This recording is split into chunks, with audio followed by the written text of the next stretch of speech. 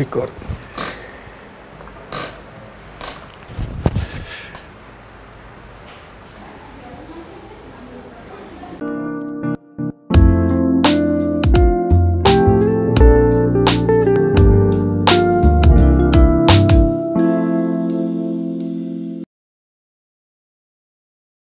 Halo Sobat Sipiru, kembali lagi dengan saya Reski di video tutorial Hackras part 2. Oke, pada episode sebelumnya atau video sebelumnya itu saya membahas tentang pengenalan Hackras dengan sedikit penjelasan juga tentang aplikasi-aplikasi yang biasanya kita pakai di bidang hidro.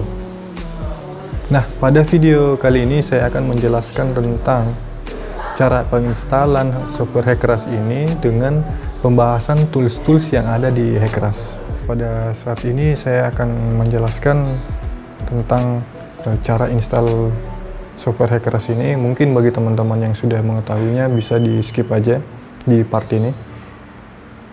Untuk bagi teman-teman yang baru pertama kali menggunakan Hackras, saya akan menjelaskan cara penginstalan dari awal sampai tempat penyimpanan datanya.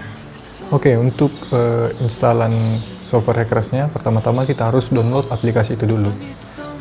Masuk ke browser, terus ketik di Google, di search engine itu Hackras. Maka akan tampil seperti ini. Nah, kita klik yang pertama, yang di website resminya itu Hack Usage Army. Kita klik, terus pilih yang download. Setelah itu, di sini ada beberapa jenis jenis versi dari Hackras. Ya, kita pilih yang paling terbaru 5.07. Ini ada dua jenis, ada 691 dengan 385. Nah, 385 ini cuman instalasi software untuk Hackras sendiri tok, nggak ada tambahan lain. Nah, 691 ini softwarenya Hackras ditambah dengan contoh simulasi dari beberapa studi kasus yang sesuai dengan tools-tools yang di Hackras. Terus kita juga dapat Hackras manual. Jadi saya sarankan teman-teman download yang Hackras yang kapasitasnya 691 MB. Oke, nanti videonya saya akan skip di bagian download ini.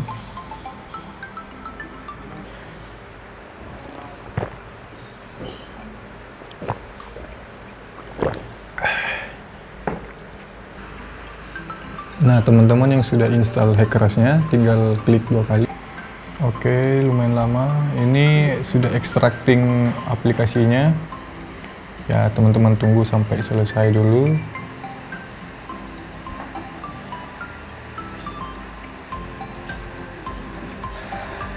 Nah, oke, ini penginstalan ini sama kok dengan yang software-software lainnya. Tinggal diklik next aja, terus ya ini mungkin syarat-syaratnya, mungkin teman-teman mau baca atau mungkin kalau malas ya tinggal di I agree aja, terus klik next. Nah, ini folder yang tempat instalan dari Hackras itu, jadi teman-teman bisa ganti. Misalnya teman-teman, oh ternyata saya nggak mau deh pasangnya di C, mungkin C nya udah agak penuh, bisa ganti di D atau di folder lain. Silakan teman-teman bisa ganti. Oke, langsung klik next aja lagi. Terus teman-teman bisa centang ini, semisal teman-teman aplikasi Hackrasnya mau ditampilkan di desktop. Oke, terus klik install, tunggu sampai selesai.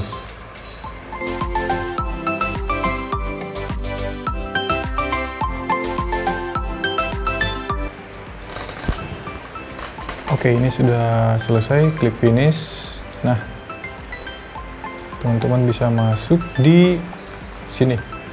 Kayaknya sudah ada muncul tadi itu di ini sudah ada di desktop Hackras 507. Oke, saya ganti dulu displaynya, mungkin agak mengganggu displaynya ya. Nah, kita sudah masuk di aplikasi Hackras yang versi 5.07. Nah, ini teman-teman ada beberapa tools yang ada. Nah, di sini saya akan menjelaskan fungsi-fungsi secara umum yang biasa digunakan kalau kita mau merunning suatu simulasi yang ada di Hackras. Nah, ini menunya ya sama seperti biasa, ada new project. Kalau misalnya kita mau buat project baru, terus open project ya, kalau kita membuka hasil project kita. Nah, edit ini ada geometric data. Nah, geometric data ini juga ada di sini, lambang logo yang ini. Nah, yang ini nanti di videonya saya akan perjelas. Nah, kita masuk pertama-tama itu saya menjelaskan tentang geometric data. Bisa di sini atau teman-teman bisa klik di sini. Geometric data itu apa sih? Nah, geometric data itu peniruan penampang yang ada di sungai atau saluran. Jadi kita bisa mensimulasikan data cross sectionnya, data sungai, data panjang sungai, data storage area maksudnya data tampungan yang ada di keadaan lapangan, atau misalnya kita mau menambahkan kolam tampung, kita bisa membuat peniruan dari simulasi tersebut. Terus ada juga pump station, jadi kita juga bisa menambahkan pompa. Oke, saya akan jelaskan satu persatu. Ini river ridge. Nah, ini river ridge ini kita nggak bisa klik ya, karena kita belum buat new project. Jadi saya akan coba new project dulu. New project. Nah, ini new project itu formatnya itu PRJ. Nah, ini teman-teman mau save-nya di mana? Nah, ini saya akan coba ya, project pertama dulu di folder, saya buat nih folder aja, create folder, terus contoh 1. Oke, contoh 1 kasih nama apalah, contoh geometrik. Oke, sudah itu klik OK. Nah, ini ada settingan untuk satuan yang ada di Hekras. Jadi ada 2 settingan yang ada di Hekras. Klik OK. Nah, caranya gimana? Nah, ini untuk mengetahuinya ada di menu option, terus nah ini unit systemnya. Jadi di default Hekras itu menggunakan US customary, jadi dia menggunakan feet biasanya. Jadi kan kita biasanya menggunakan meter atau kilometer kan. Jadi kita ganti jadi sistem internasional dan jadikan ini set as default untuk project-project selanjutnya. Oke. Nah, oke, kita klik yes. Nah, di sini sudah terganti satuannya jadi SI unit. Oke, kita masuk lagi di geometric data. Nah, ini river ridge. Gunanya apa? Yaitu kita bisa membuat panjang sungai atau peniruan dari sungai itu tersendiri. Misalnya kita klik, terus jaraknya semisal dari sini, terus untuk menyetopkannya itu kita klik 2 kali, terus kita kasih nama rivernya, nama sungainya itu apa, Sungai A. Ridge itu maksudnya penggalan sungai. Jadi misalnya kita buat penggalan sungai, namanya penggal 1. Oke. Nah, ini. Jadi river ridge ini, semisal kamu narik garis dari kiri ke kanan, itu menentukan arah aliran dari sungai tersebut. Jadi semisal nih, saya ulang lagi ya, dari kanan ke kiri. Nah, klik 2 kali. Nah, saya ganti di sini Sungai B. Ini penggalan 2. Nah, oke. Oh, kita klik OK aja. Nah, ini ternyata dia arahnya itu dari hulunya itu di sebelah kanan ke kiri, itu ke hilir. Jadi arah penentuan dari kita menggambar dari river ridge-nya itu, jadi penentuan juga aliran dari sungai itu. Oke, selanjutnya cross section.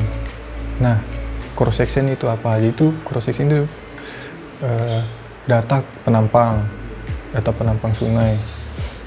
Jadi di sini kalau kita klik ya, data cross section itu apa isinya?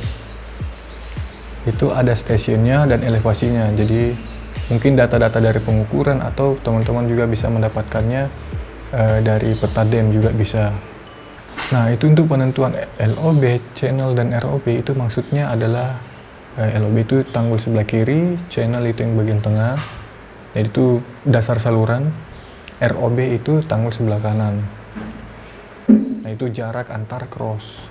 Nah, manning itu, nilai manningnya itu kita bisa isi di sini nilai manningnya, jadi faktor kekasaran dari penampang itu, penampang saluran atau sungai. Nah, LOB itu tanggul sebelah kiri, tengah, dan kanan itu bisa diisi masing-masing. Jadi kemungkinan aja kan, jadi semisal tanggul sebelah kiri itu tanah, bawahnya beton, siapa tahu di sebelah kanannya juga itu pasangan batu kali. Jadi koefisien dari manning itu beda-beda. Nah, ini main channel bank station. Jadi maksudnya kita mau meletakkan posisi tanggul yang akan kita jadi acuan. Nah, untuk yang ini construction dan expansion itu maksudnya jika saluran atau sungai itu mengalami penyempitan atau tiba-tiba salurannya meluas, itu adalah faktor untuk construction dan expansion.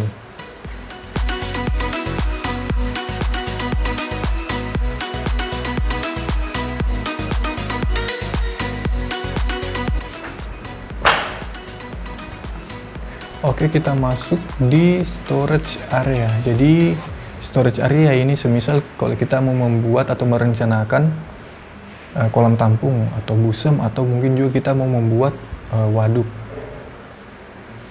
Nah, oke, kita coba klik ya. Jadi saya perbesar aja. Ini saya buat kotak kayak gini aja dulu. Terus selalu mengakhiri dengan klik 2 kali. Kita kasih nama area 1. Oke. Kita klik di sini. Terus kita pilih edit storage area. Nah, di sini data untuk pengisian storage area itu ada berupa elevation dan volume. Jadi teman-teman nanti mungkin sudah mendapatkan data perencanaan untuk kolam tampung atau waduk.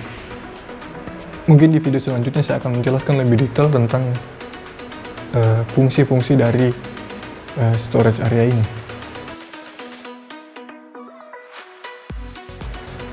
Oke, lanjut kita ke 2D flow area. Nah, 2D flow area ini digunakan untuk menghubungkan antara aliran 1D. Jadi aliran 1D itu lebih terfokus ke penampang sungai atau saluran. Sedangkan yang 2D flow areanya itu jadi lebih ke topografi lahan. Jadi nanti menyambungkan semisal nih aliran yang ada di penampang sungai itu ternyata penuh dan akan meluap. Nah, luapannya itu kita sambungkan dengan 2D flow area. Makanya luapannya nanti akan mengalir ke topografi lahan. Itu fungsinya untuk 2D flow area. Nah, terus ini ada SA strip 2D area connection. Nah, ini digunakan untuk kalau misalnya kita mau menyambungkan antara storage area dengan 2D flow area. Jadi semisal storage area kita sudah penuh atau meluap, jadi kan kita mau melihat itu kolam tampungnya nanti mengalir kemana sih kalau misalnya meluap itu. Jadi kita sambungkan dengan ini S2 area connection yaitu. Nah, ini juga ada SA brick boundary condition lines. Jadi maksudnya ini kita membuat batas hilir atau batas hulu. Jadi semisal dari 2D flow area nanti kita tentukan batas hilirnya. Jadi nanti saya lebih jelaskan lebih detailnya. Nah, ini ada, ini sama ini untuk pembuatan jembatan.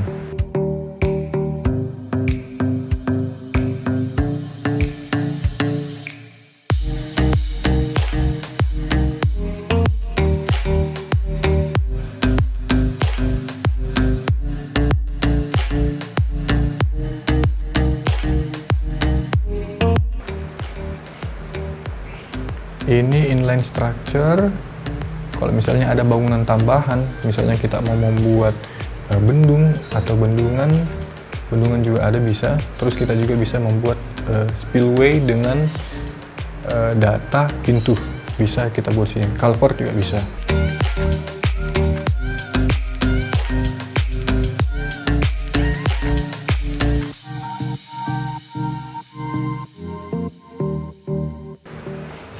Di inline structure. Terus lateral structure ini biasanya juga kita gunakan hampir sama dengan area connection, tapi ini lebih ke menghubungkan antara 2D flow area yang ini dengan data penampang kita, penampang sungai. Jadi itu gunanya lateral structure. Terus ini sama pump station itu kalau kita ingin menambahkan data pompa.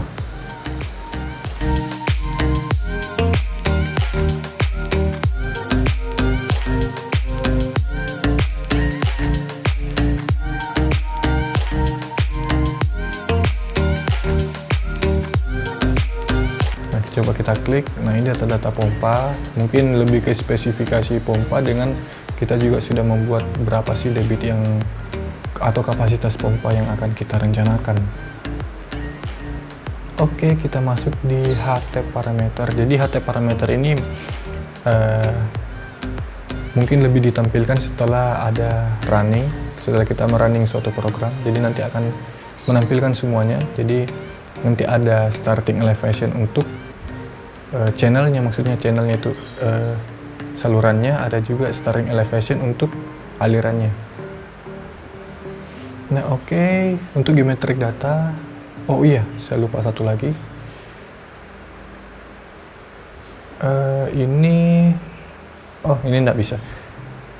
Ini semisal kalau kita ingin menambahkan foto atau gambar di cross. Ini mana tuh? Oh ya, ini ada fitur XS interpolation. Jadi semisalnya kita mau interpolasi data cross. Misalnya kita nggak punya cukup data, ya kita tidak ada pilihan lain. Jadi selain kita interpolasi dari data cross tersebut. Tapi memang data interpolasi ini tidak akurat dengan pengukuran langsung di lapangan.